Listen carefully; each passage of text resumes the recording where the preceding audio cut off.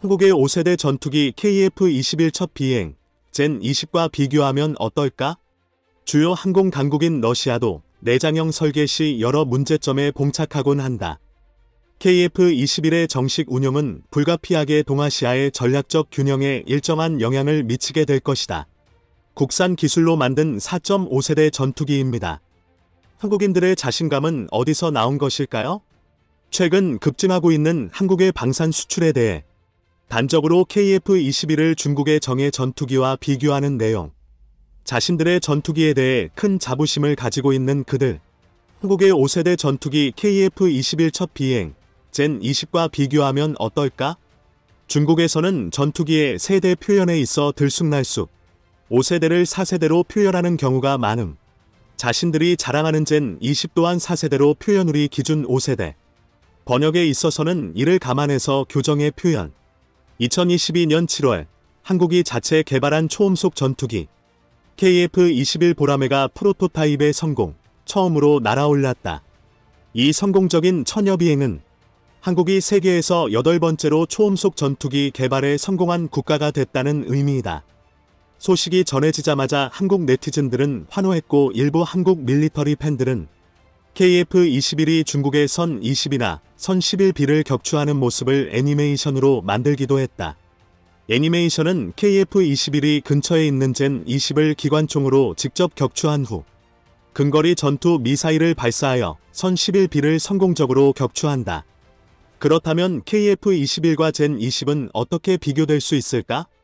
KF-21은 한국이 개발해 온 KF-X 다목적 최첨단 전투기 프로젝트의 최종 결과물로 젠20 프로젝트가 수립된 지 몇 년 후인 2001년 시작됐다.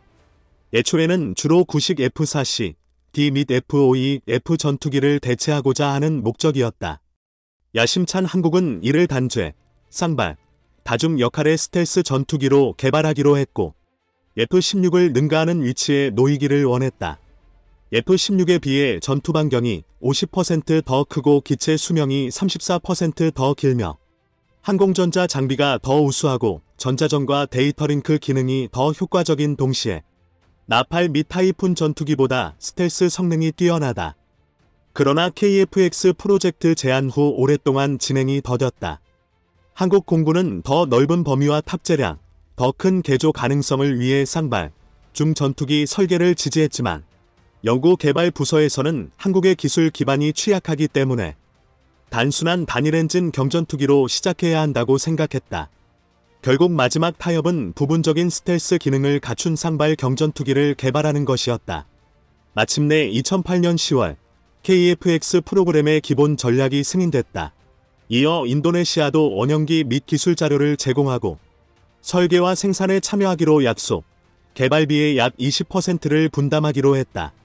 한국은 동남아 국가의 판매의 국제 시장을 개척한 후 원래 목표로 했던 스텔스 기능 등 배치 업그레이드를 이어갈 계획이다. 기술 및 재정 문제가 해결된 2015년 12월 KAI는 KF-X 프로젝트에 공식적으로 착수했다. 3년 후 KF-X는 예비 설계 검토를 통과했고 2019년 2월 첫 항공기의 원형기 생산에 돌입했다.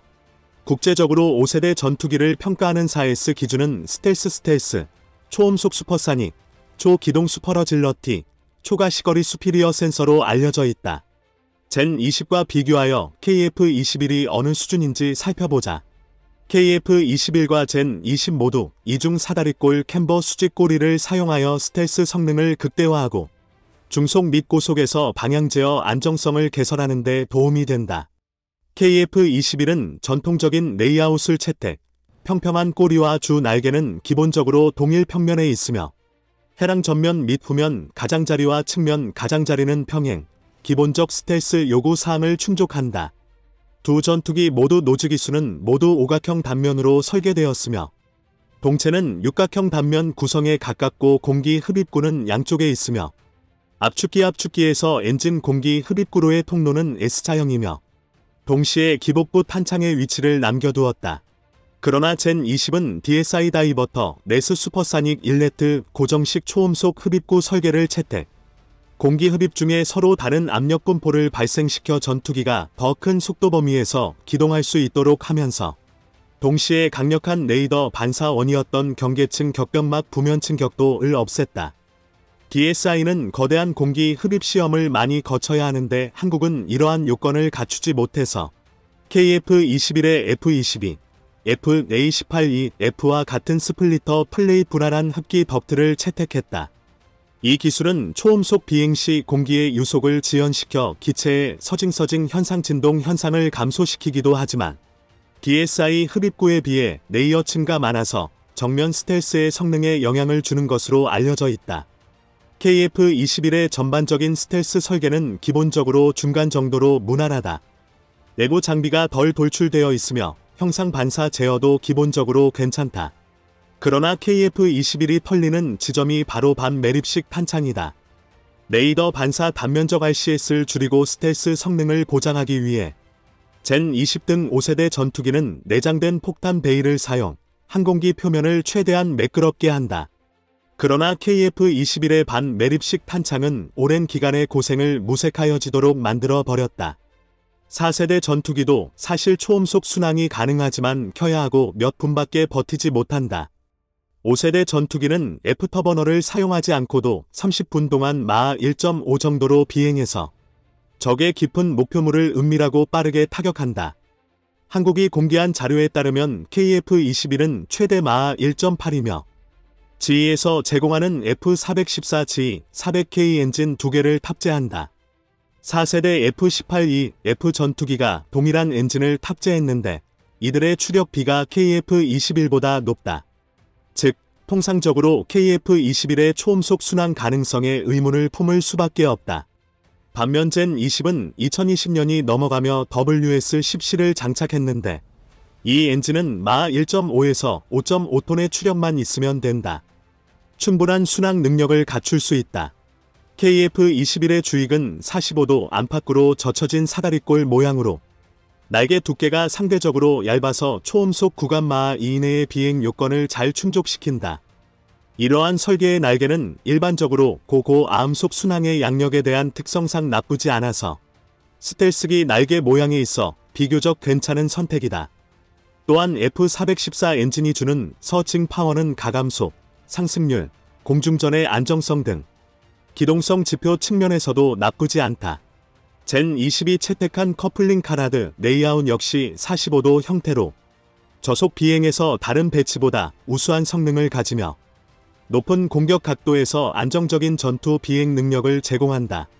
현대의 공중전에서 초수평 공격 능력은 적보다 먼저 적을 탐지, 공격, 격파하는 능력이며 그중 가장 중요한 것은 전투기가 탑재한 레이더 성능과 시스템 통합 능력이다. KF-21은 AESA를 탑재하고 있다. 한국 공군의 한미합동 작전 지침에 따르면 KF-21의 통신보안 시스템과 연합전술 데이터 통신 시스템은 미군 데이터 체인에 통합될 것으로 예상돼 탈중앙화 노드로서 그 역할을 과소평가할 수 없다. 젠 20은 신형 지라갈륨 능동 디지털 위상 배열 레이더를 장착. 모듈이 2000개가 넘고 최대 탐지거리가 200km에 달한다. 기술 수준은 F-22가 채택한 안 APG-77에 육박하며 심지어 일부 단일 능력은 더 뛰어나다. 또한 국산 IFDL, MADL 다기능 첨단 데이터 체인은 동일한 편대의 여러 대젠 20 간의 연속적이고 지속적인 간섭 방지 동적 네트워크를 형성할 수 있다. 그 통신 속도는 XXMBPs급으로 기존의 데이터 체인들과 비교할 수 없다. 지금까지의 몇 가지 비교를 통해 사실상 KF-21을 젠 20과 동급으로 보기는 어렵다는 걸 알 수 있다. 그렇다면 KF-21이 젠 20과 비교하지 못한다고 해서 보잘것없다고 해야 하는가? KF-21은 사실 한국이 꽤 정확하게 그 위치를 정했다. 4.5세대 전투기이다. 네티즌들이 가장 많은 불만을 터뜨린 반 매립식 폭탄 베이 기복부 탄창을 보자. 한국인들이 내장형 폭탄 베이를 만들고 싶어 하지 않은 것이 아니다. 폭탄 베이 내장 설치는 매우 어려운 공학적 문제이며 주요 항공 강국인 러시아도 내장형 설계 시 여러 문제점에 봉착하곤 한다. 수 57이 경험한 폭탄 베이의 반복된 수정은 그 어려움을 설명하기에 충분하다. 분명 한국은 현재 시점에서는 독립적인 설계와 테스트 완료 능력이 없으므로 다은 매립형 폭탄 베일을 채택, 완전 스텔스를 포기하고 초기 배치를 4.5세대로 조정한 것이다. 일부 한국 외부의 주장들에 따르면 KF-21의 국산화율은 65% 이상이며 AESA 레이더, 적외선 탐사 추적, 전자 광학 추적, 전자전장비 등은 모두 자체 개발했다. 2014년 한국과 로키드 마틴 간의 협정에 따르면 로키드 마틴은 F-35A 전투기에 사용되는 24가지 첨단 기술을 한국에 제공하기로 합의했지만 미국 정부가 4대 핵심 기술에 대한 수출 허가를 거부, 대안으로 한국이 자체 개발한 결과물들이다. 어찌 됐든 KF-21은 한국의 우수한 통합 능력을 반영해 축적된 기술의 작품으로 평가된다. 다음 단계에서 한국은 3단계에 걸쳐 KF-21을 업그레이드하는 점진적인 개발 모델을 채택할 것이다. 이 계획에 따르면 첫 번째 배치 블락는 2026에서 2028년 사이에 완전한 공대공 능력과 제한된 공대지 능력을 갖춘 40대의 전투기를 생산할 것이다. 두 번째 배치는 스텔스 스킨, 캐노피 스텔스 코팅, 자동 지형 추적 기능을 추가하고 완전한 공대지 능력을 갖춘다. 2032년까지 80대를 생산할 예정이다. 2030년에 개발될 세 번째 배치는 무선 주파수 적외선 복합 스텔스 기술, 향상된 AESA 레이더, 내장 EOST 관전 조준 시스템, 내부 무기창과 탄창을 가능하게 하는 기술과 드론 원격 제어, 협동 전투 능력으로 진정한 5세대 전투기 표준에 도달하게 될 것이다. 객관적으로 보면 한국의 진보적인 발전 개념이 더 실용적이다. 디자인 초기 단계에서 맹목적인 퍼포먼스를 먼저 추구하는 것이 아니라 먼저 존재하는 문제를 해결하고 기초 플랫폼을 구축한 후 후속 개선 과정에서 지속해서 전투 능력을 개선하고 확장한다. 현재의 KF-21은 5세대 전투기라고 할 수 없지만 상대적으로 완전한 전투기 개발의 경험은 한국 항공산업의 발전에 있어 큰 이점을 가져올 것이다. 실제 5세대 전투기를 운용하는 국가는 미국, 러시아, 중국뿐이며 KF-21의 정식 운용은 불가피하게 동아시아의 전략적 균형에 일정한 영향을 미치게 될 것이다. KF-21의 다음 단계는 국제 군사 무역 시장의 진출일 것이라는 점 역시 우리가 유의해야 한다. 그들의 T-50 고등훈련기도 매우 잘 팔려나갔다. 현재 한국 정부는 KF-21의 단가가 6,500만 달러라고 공시하고 있는데 준 5세대 기로서 그리 비싸지 않아서 매력이 있을 것으로 보이기 때문에 조만간 한국의 군수, 무역 시장에 있어 또 다른 성장점이 될 것이다.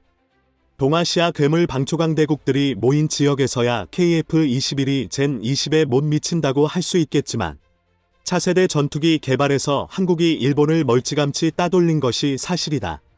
일본은 F-3 전투기는 PPT 서면 발표에 머물러 있고 한국의 준 5세 대기는 이미 하늘로 날아올랐으니 틀림없이 한국인들이 승리한 것이 아니겠는가.